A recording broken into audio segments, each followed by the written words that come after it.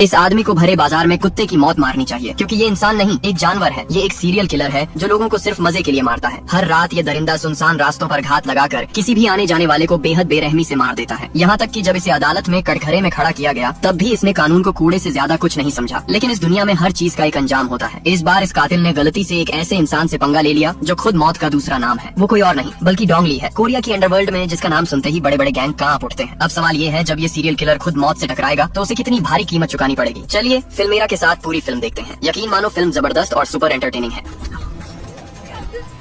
कहानी शुरू होती है एक ठंडे और बेरहम चेहरे वाले युवक से जो कार चला रहा होता है। यही है वो सीरियल किलर जिसकी बात हम अब तक कर रहे थे। असल में वो एक सुनसान सड़क पर अपने शिकार का पीछा कर रहा होता है। वो जानबूझकर आगे चल रही कार को पीछे से टक्कर मार देता है। उसका मकसद साफ होता है, झगड़ा खड़ा करना और शिकार को कार से बाहर निकलने पर मजबूर करना। सामने वाला बुजुर्ग आदमी गुस्से में उसे गालियां देने लगता है, बिना ये जाने कि उसकी जिंदगी यहीं खत्म होने वाली है। और यहीं से कातिल अपनी खूनी चाल चल देता है। वो हत्यारा उस बुजुर्ग आदमी को बेहद बेरहमी से मार डालता है। वो लगातार चाकू से हमला करके उसे इतनी बुरी हालत में छोड़ देता है कि वो इंसान बच ही नहीं पाता। जानकारी के अनुसार ये उस सीरियल किलर द्वारा किया गया 20वां मर्डर था। अगले दिन कोरिया की पुलिस घटनास्थल पर पहुंचती है। लाश की हालत देखकर सभी पुलिसकर्मी हैरान और परेशान हो जाते हैं, क्योंकि रिसेंट के सभी मर्डर एक ही तरीके से किए गए थे। हर बार हत्यारा पीड़ित की कार को पीछे से टक्कर मारता है, फिर मौका पाकर बेरहमी से हत्या कर देता है। इंस्पेक्टर किम इन केसों से पूरी तरह थक चुका है। कई महीनों से कोरियन पुलिस कोई ठोस नतीजा नहीं निकाल पाई है, जबकि सीरियल किलर अब भी कानून की पकड़ से बाहर घूम रहा है। जांच के बाद किम अपने सीनियर्स को बताता है कि ये बिल्कुल साफ तौर पर एक सीरियल किलर है जो बिना किसी वजह के मर्डर कर रहा है। लेकिन उसके सीनियर अधिकारी उसकी बात को गलत बता देते हैं। वो कहते हैं कोरिया में कोई सीरियल किलर नहीं है, तुम लोग बस कल्पना कर रहे हो। उल्टा वो पुलिस टीम को नाकाम और बेकार बताकर डांट लगाते हैं और किम को इस केस की जांच से हटा दिया जाता है। उधर एक अलग ही हालात में हमारे डोंग ली अब पूरी तरह एक अंडरवर्ल्ड बॉस बन चुके हैं। डोंग ली की रोज की रूटीन में एक खास चीज शामिल है। वो हर सुबह बॉक्सिंग की प्रैक्टिस करता है,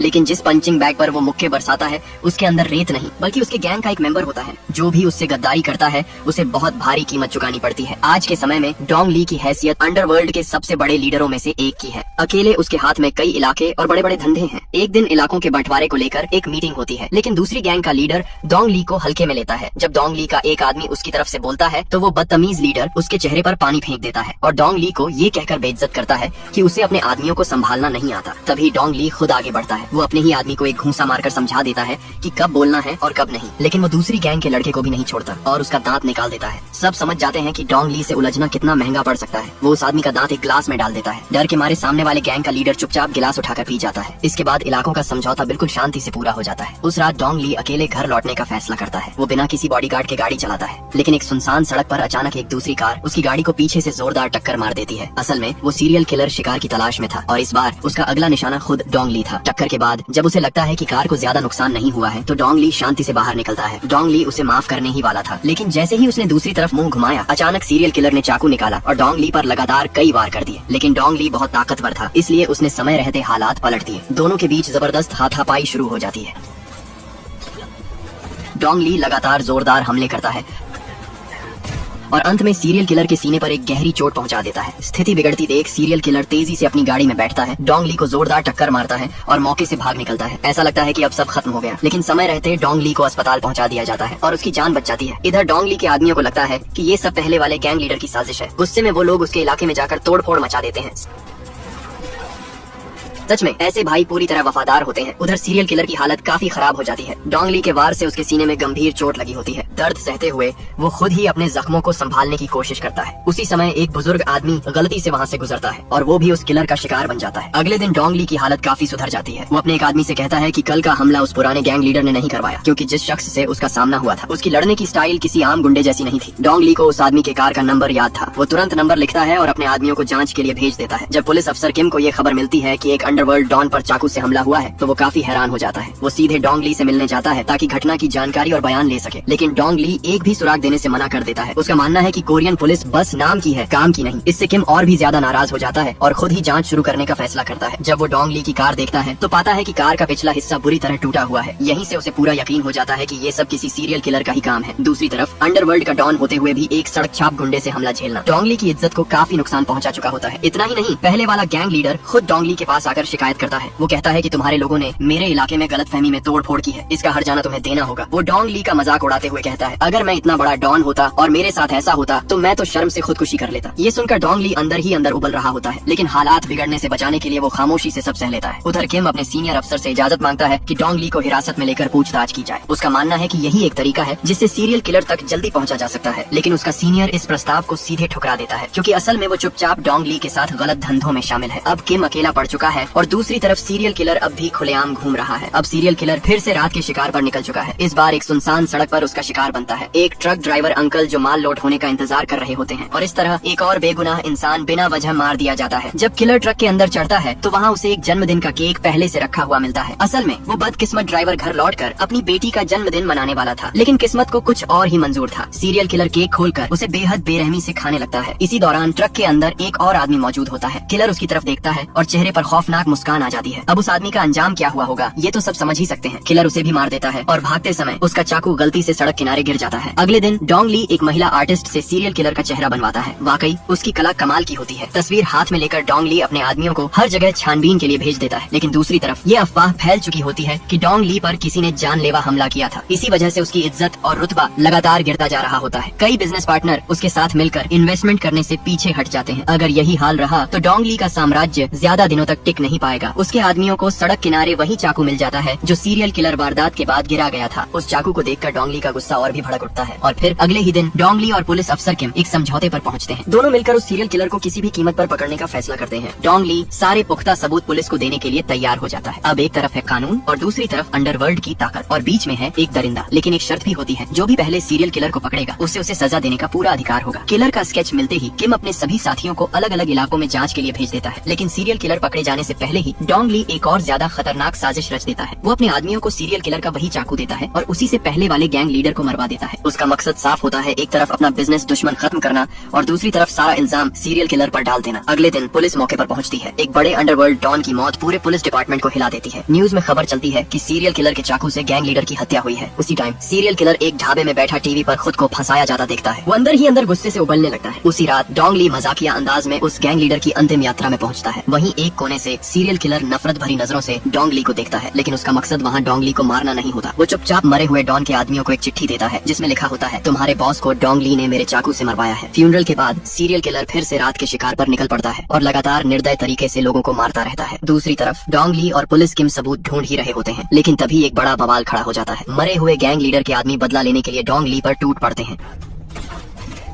वो हर कीमत पर उसे मारना चाहते हैं, लेकिन डोंग ली कोई आम आदमी नहीं होता। वो अकेले ही 10-12 गुंडों को आसानी से लपेट लेता है। जो बदकिस्मत उसके मुक्के के सामने आता है वह सीधा जमीन पर गिर जाता है। कुछ ही देर में मरे हुए गैंग लीडर के सारे आदमी डोंग ली द्वारा पूरी तरह साफ कर दिए जाते हैं। उधर पुलिस अफसर किम एक और बदमाश से हाथापाई कर रहा होता है, लेकिन हालात ऐसे बन जाते हैं कि उससे गलती से उस बदमाश की जान चली जाती है। अगर ये बात बाहर आ जाए तो सीधा जेल और जिंदगी भर सलाखों के पीछे। लेकिन इस बार डोंग ली किम की मदद करता है और लाश को चुपचाप दफना दिया जाता है। अगले दिन किम के चेहरे पर चोट के निशान देखकर उसका सीनियर घबरा जाता है, फिर भी वो बिना देर किए किम को एक किडनैपिंग के केस की जांच पर भेज देता है। एक केस अभी पूरा भी नहीं हुआ था कि दूसरी मुसीबत सिर पर आ गिरी। लगातार दबाव और थकान से किम काफी परेशान हो चुका होता है। जांच के दौरान वो एक सुनसान गली के मुहाने पर खड़े एक संदिग्ध को देखता है और उसी पल उसे यकीन हो जाता है यही असली मास्टरमाइंड है। वो कोई और नहीं बल्कि वही सीरियल किलर होता है। किम अपने 2 साथियों के साथ तुरंत उसके पीछे भागता है, लेकिन कुछ ही दूर जाकर वो उसे नजरों से खो देते हैं। इस नाकामी से किम बेहद डिमोटिवेट हो जाता है। उसे लगता है कि वो किसी काम का नहीं है। जब वो थाने वापस पहुंचता है तो एक महिला कांस्टेबल उसके हाथ में एक अहम सुराग देती है। वो बताती है हत्या की जगह से उंगलियों के निशान यानी फिंगरप्रिंट्स निकाले गए हैं और उन्हीं फिंगरप्रिंट्स के आधार पर किम अब सीरियल किलर तक पहुंचने के और करीब आ चुका होता है। आखिरकार किम उस आदमी के ठिकाने तक पहुंच ही जाता है, लेकिन वहाँ का नजारा देखकर वो खुद भी चौंक जाता है। वो जगह किसी टूटी फूटी बस्ती से कम नहीं थी। किम घर की तलाशी लेता है और तभी उसकी नजर एक परिवार की तस्वीर पर पड़ती है। वो तुरंत उस सुराग को निकालता है